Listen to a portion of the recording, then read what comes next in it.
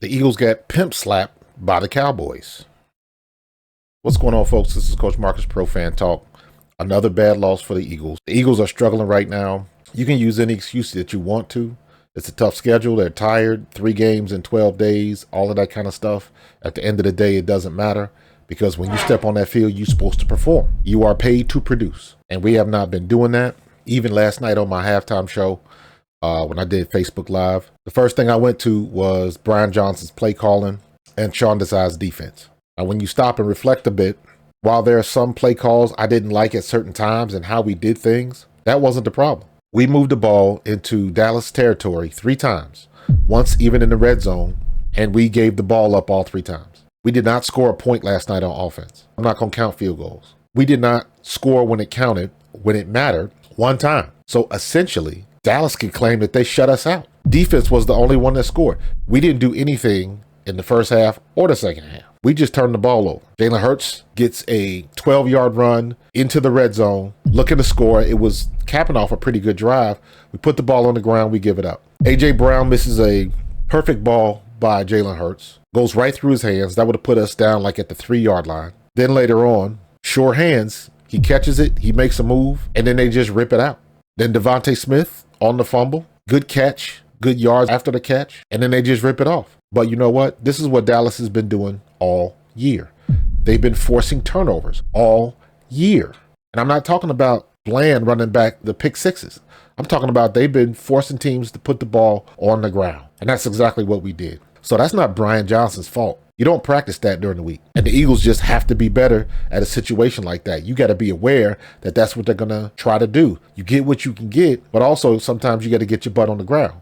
Back to the usual criticisms. Our offensive play calling is suspect in different ways. We still don't run our running backs outside. To me, that will always be a criticism. As fast as DeAndre Swift is and as bouncy as he can be, we want to stick him tackle to tackle. Quick pitch him left or right. Jet sweep him left or right. And let's see what can happen. I get tired of watching every other team do that with success. It's not a secret. We're past the point of trying to surprise teams. Just get the kid outside and let him do what he does best. Our plays are slow in development because I think our routes are too long, but that's not anything new either. We've been running the same routes all year, but slowly but surely, the pressure has been getting to us. Now, it looks like nobody's open and we can't get the ball out and the pocket is collapsing. He's not being able to escape on the outside. So you know what? Bosa from San Francisco was correct. They figured out the formula and they figured out the best way to handle Jalen Hurts. No, you're not going to get him every time, but all you got to do is get him some of the time. And that's exactly what's happened. Bradbury is still getting beat. Defense as a whole still is not tackling very well at all.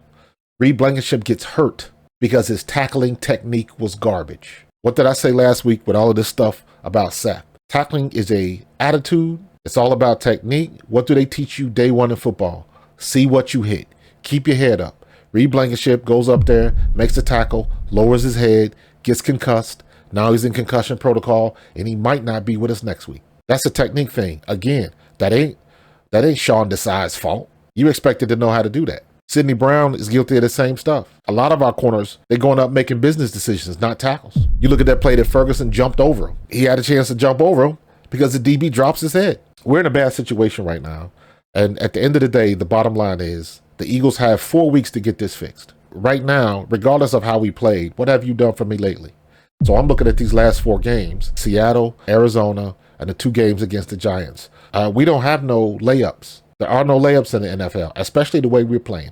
So I expect a very hard game against the Seahawks. Seahawks is the same situation as us. They lost the last 2. We looking like crap. They looking like crap. So who's going to come out on top? Then we got to go to Arizona. Arizona's not going to be a layup. And then we got to play the Giants twice. And for some reason, I'm feeling that the Giants are going to play us strong. It always seems to happen. We got 4 weeks to get this fixed. At this point, I'm like, screw the try to get number 1 seed. Let's just get ready for the playoffs. We already know our linebacker play is suspect. Shaq Leonard, there's only so much he can do. If he plays out of his mind, that's great. Am I expecting that to happen? Absolutely not. I do expect our defense to play adequately, and we haven't been doing that the last 3 weeks. We got smacked around like a pimp named Slickback. All the cowboy talk, when you win, you can talk. That's the bottom line, and we got to deal with it. It's going to be a rough week. We got to be able to bounce back. We got a long trip to Seattle. We got an extra day of rest. Hopefully that can help. So we'll see what happens. Go Birds.